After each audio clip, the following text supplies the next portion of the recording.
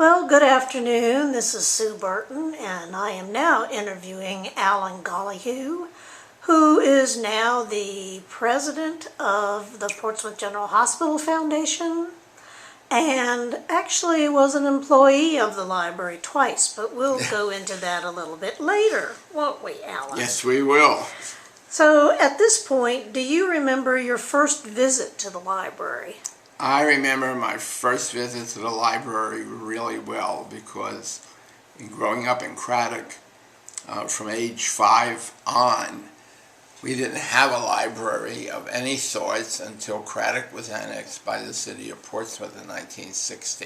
So 1960 was my first visit to the public library. And what do you remember about the library? Well, several different things.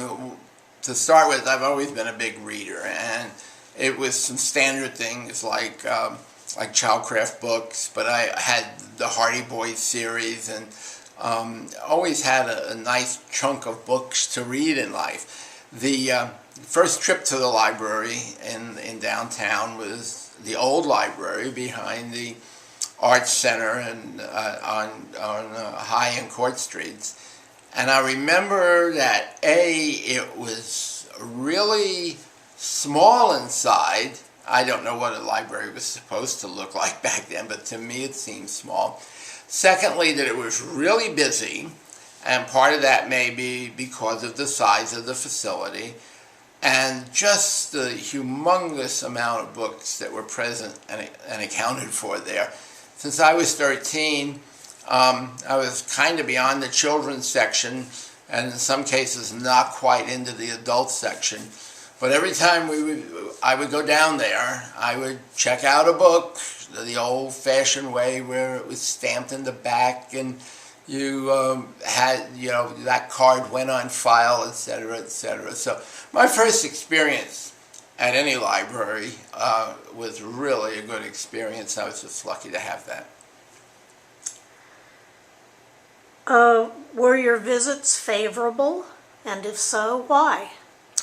They were very favorable for probably 2 or 3 different reasons. One is, as I was beginning to enter high school, I really found the need to use a public library for homework assignments, etc. So, a couple of years into going there in 1960 is when I started high school, like in 61 actually, I guess.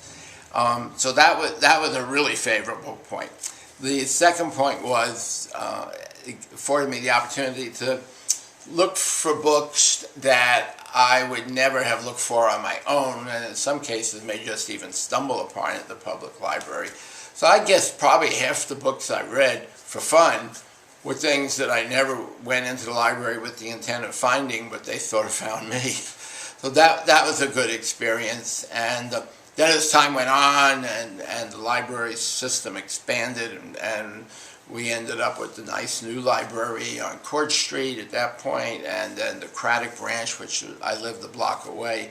All those things made going to the library that much more pleasurable. Plus it was air conditioned, our house wasn't. That was always pleasurable. So do you remember any of the staff? I imagine at Craddock, wasn't Kitty Leary the librarian at Craddock? Kitty was the librarian, and Mrs. Gordon was the associate with Kitty. And I got to be very friendly with them because I did read a lot. And Kitty and I both had the same kind of wacky sense of humor. She was quite an artist, exceptionally good artist. In fact, here in this room where you're doing the interviews, some of the artwork in here was done by Kitty Leary.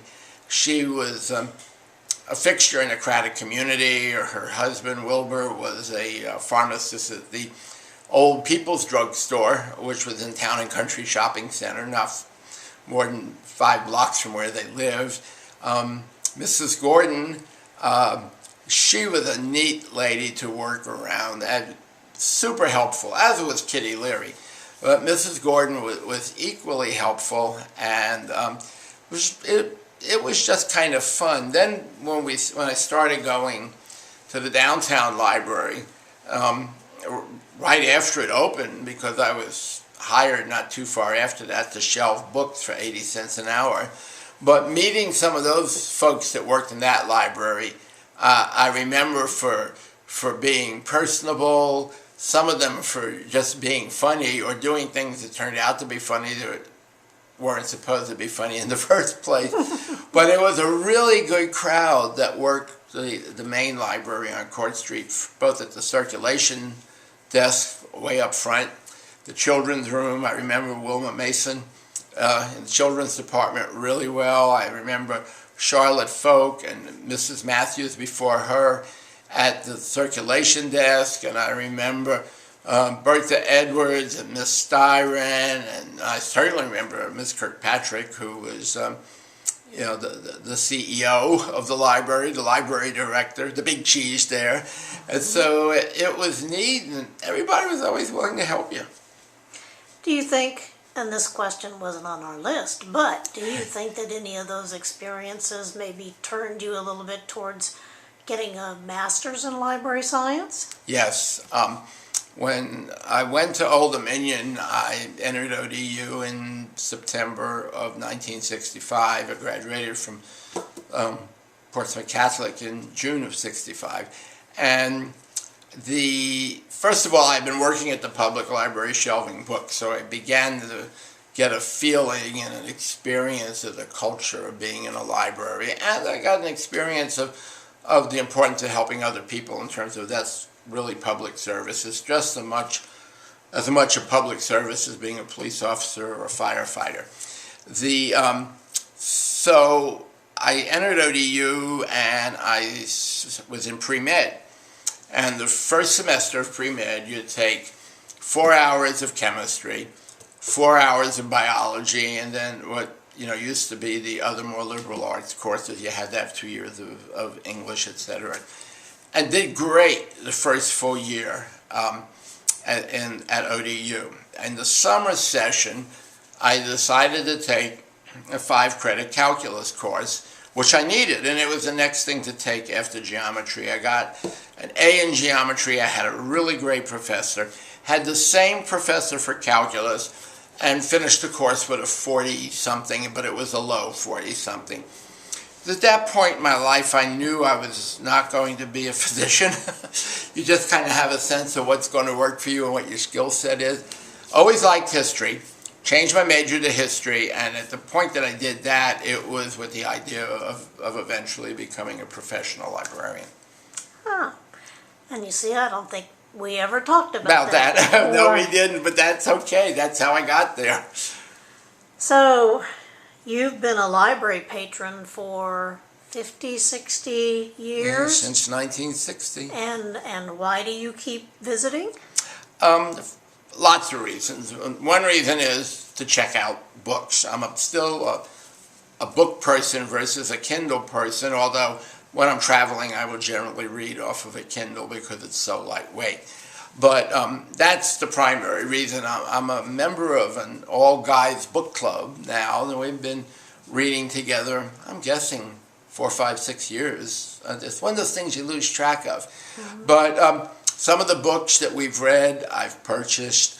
The one I'm reading now is on Kindle because we took it with us to Europe, and it's 800 pages long. And still some of them I get at the public library or buy used. The upside of things like Amazon is you can get things cheaply and quickly. The downside is you may not be able to get them at all.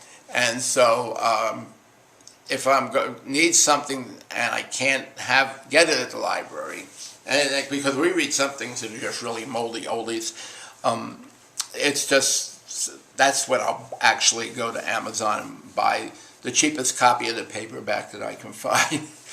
But I like doing that. The second reason I like going to the library is for the different magazines and journals that come in. I don't go every day by a long shot, but I still like going to that section when I'm there. And the library now has such neat design inside since it's been redone and remodeled after the fire several years ago. It's just, it's really comfy and refreshing to be in there. Well, thank you so very much. I You're appreciate welcome. you talking with us and look forward to seeing you. You're going to be on the website for the library because this is all part of the 100 years celebration. So thank you and good night. Thank you.